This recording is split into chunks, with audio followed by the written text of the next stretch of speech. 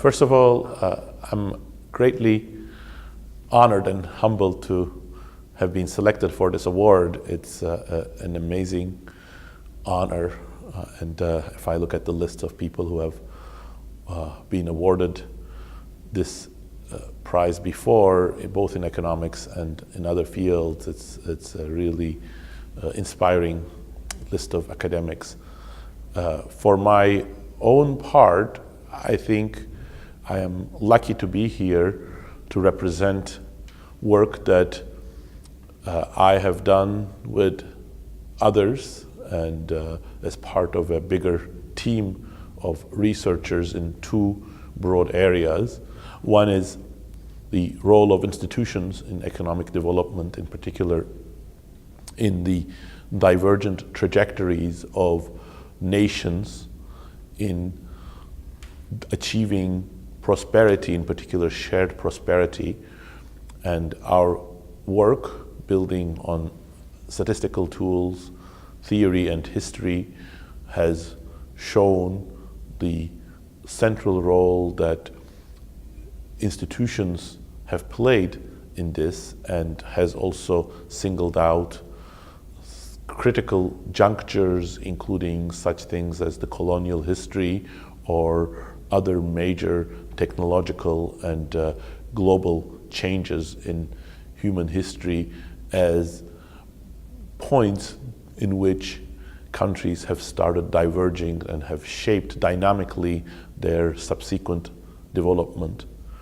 The other area, which is somewhat different but builds also on the work that I have done on institutions, in particular with James Robinson, but goes in a different direction, is the role of technology.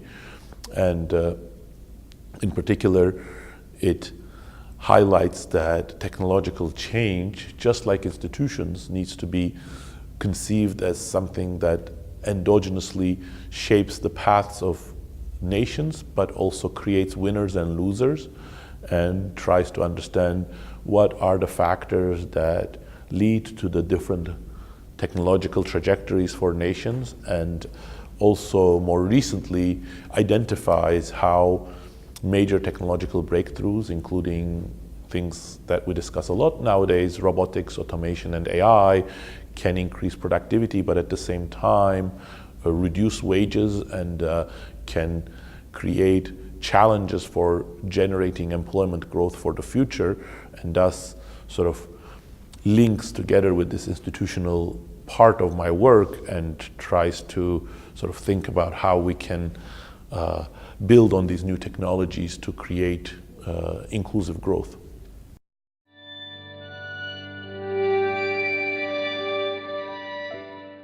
I think with academic research, the general principle is that we try to generate knowledge.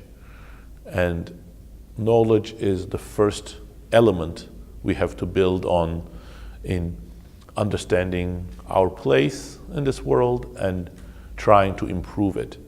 And I think a lot of the work that I have done on institutions and technology hopefully is informative about how we can think about policy in a more informed manner, but it's not necessarily always coming up with specific narrow policy advice. I think that second step is very important, but it's also sometimes a little secondary to academic research, and it's important to create the right dialogue between policy and academic work.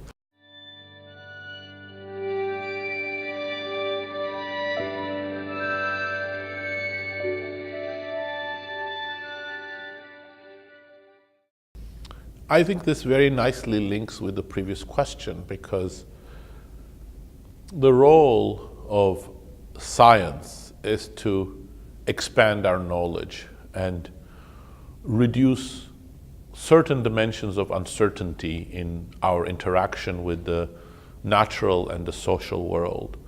But it is also the case that knowledge is not always welcome because it doesn't fit into the policy preferences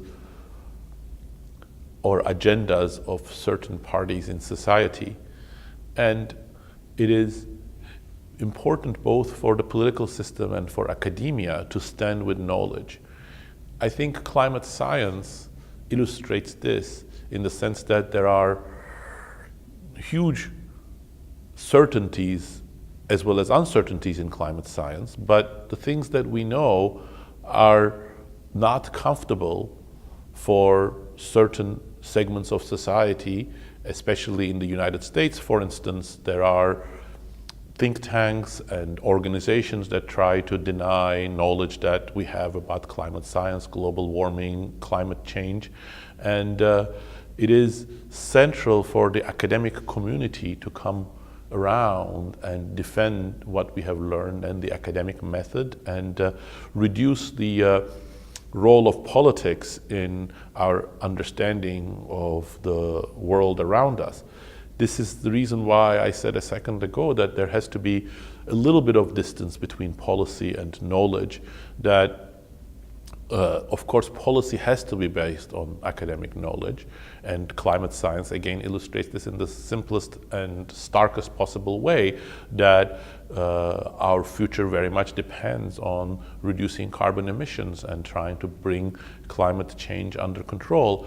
But a lot of the science has to be neutral in the sense that it's not advocacy, it's just trying to bring the knowledge, and it is important for us as academics and for foundations and for journalists to communicate to the public that when the vast majority of academic work is done on climate science, it's not because of advocacy that we are finding the world is warming up and the concentration of carbon is increasing in the atmosphere. I think these are facts. They stand separate from policy. They stand separate from the interests of those who may or may not like the facts.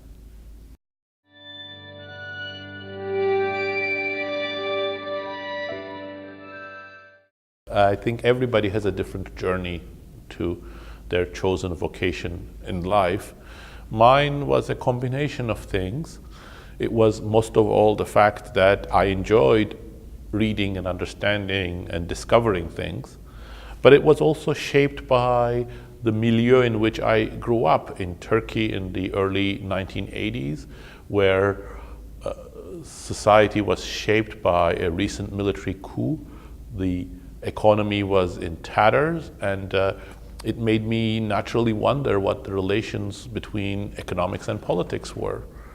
And I didn't know much about it. I hadn't received any training or courses in the area of economics or politics that didn't exist in Turkey, but it sort of came to me as a natural state of affairs that one could study these things scientifically and try to bring some rigor to their analysis. And that's what motivated me to go into economics. When I started studying economics, I realized it wasn't exactly what I thought, but that was another challenge and it was a new world for me. I still fell in love with economics, even though it wasn't what I thought. And many of the things that motivated me to get into science, the economic science in the first place, then came back to my work and motivated parts of my research, which has made the whole thing very rewarding for me. And I think if there is anything that's generalizable from this experience is the twin lessons that I think, to the extent possible, and unfortunately not everybody will have this opportunity, but to the extent possible, follow your passions, and secondly, just go where scientific endeavor takes you. It's being open to new knowledge, but being able to also combine it with your questions, your own passions, your own interests, that makes the openness of science a real asset for society and a real asset for young people who can really thrive in this new world.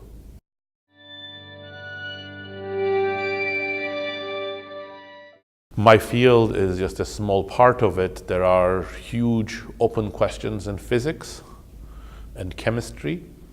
Medicine is going after some of the most challenging issues in terms of cancer, genetic diseases, and all of the health problems that our new world brings. And I think those are just fantastic challenges. And there are going to be new areas that open up for us in the information age as we change our communication, as we start expanding in space, as we start creating new ways of transport, new ways of production.